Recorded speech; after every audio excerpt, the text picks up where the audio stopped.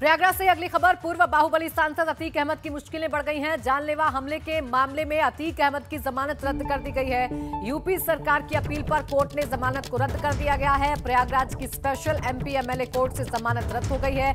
धूमनगंज थाने में दर्ज हुआ था केस। इस मामले में अतीक अहमद को पहले ही जमानत मिली हुई थी। यूपी सरकार की तरफ से जमानत निरस्त करने का अनुरोध किया गया था।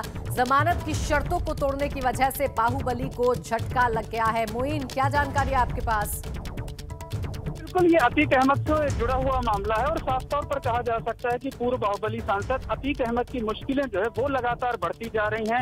नए मामलों में उसे जमानत नहीं मिल पा रही और जो जिन पुराने मामलों में जमानत मिली हुई थी उसमें एक एक कर सरकार के अनुरोध पर अभियोजन पक्ष की पैरवी की वजह से वो जमानतें जो है वो निरस्त होती जा रही हैं। तो बाहुबली अतीक अहमद इन दिनों गुजरात की अहमदाबाद जेल में बंद है और आज जमानत निरस्त होने का सीधा मतलब है कि अभी लंबे अरसे तक उसे जेल में रहना होगा और फिलहाल जेल से बाहर आने का कोई रास्ता जो है वो दिखाई नहीं दे रहा है। बिल्कुल, यानी मुश्किलें जो है पूर्व बाहुबली की बढ़ती हुई जरूर नजर आ रही हैं। मोइन, शुक्रिया आपका तमाम जानकारी के लिए। लगातार बाढ़ प्रभावित क्षेत्रों का दौरा कर रहे हैं। गोरखपुर में इस वक्त मौजूद है, सीधा आपको लिए चलते हैं। तटबंध मजबूत होने के कारण ये सभी अभी सुरक्षित हैं, लेकिन सावधानी और सतर्कता की आवश्यकता है।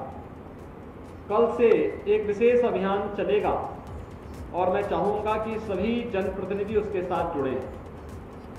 बाढ़ के बाद अभी बाढ़ का कार्य अगले 3-4 दिनों के अंदर प्रशासन से कहा गया कि हर पीड़ित परिवार को राहत पैकेट, राहत की सामग्री अगले 3-4 दिन के अंदर हर हाल में उपलब्ध करवा दिया जाए।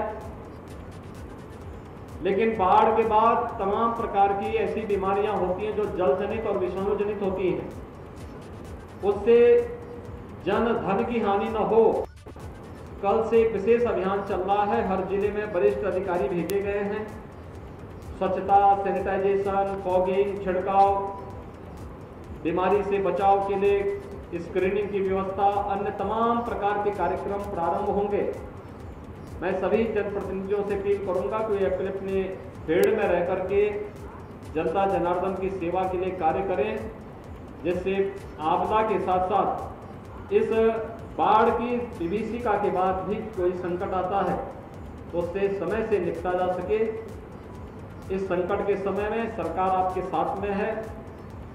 आप सबके सुख और समृद्धि की कामना करता हूं। धन्यवाद। जय हिंद।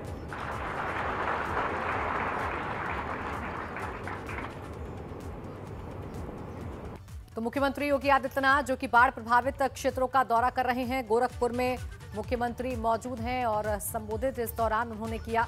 तो बाढ़ प्रभावित क्षेत्रों का दौरा करते हुए तमाम सामग्री, जरूरत के सामान मुख्यमंत्री बांट रहे हैं। बाढ़ प्रभावितों से मुलाकात कर रहे हैं, उनसे रूबरू होकर ये जानने की कोशिश कर रहे हैं कि क्या कुछ चीजें उन्हें मिल पा रही हैं। और देखिए, बड़ी खबर इस वक्त आपको बता दें, कथित फर्जी डिग्री के मामले में यूपी के डिप्टी सीएम केशव प्रसाद मौर्य को राहत मिल गई है।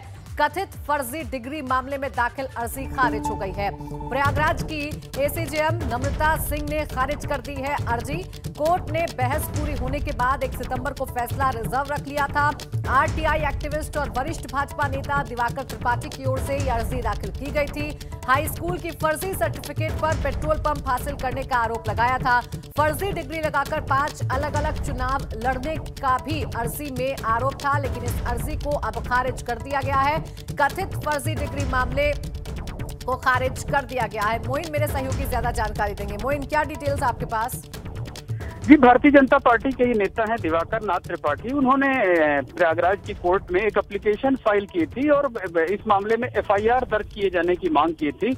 उनका ये आरोप था कि केशव प्रसाद मौर्य ने 5 चुनावों में 2 तरह की डिग्री का जिक्र किया हुआ है, इसलिए उनके खिलाफ एफआईआर दर्ज करने का आदेश दिया जाए।